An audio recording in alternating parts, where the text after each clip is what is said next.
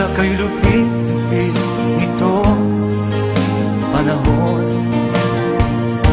Huwag kang mawawalan ng pag-asa, kailanman ay di nag-iisa.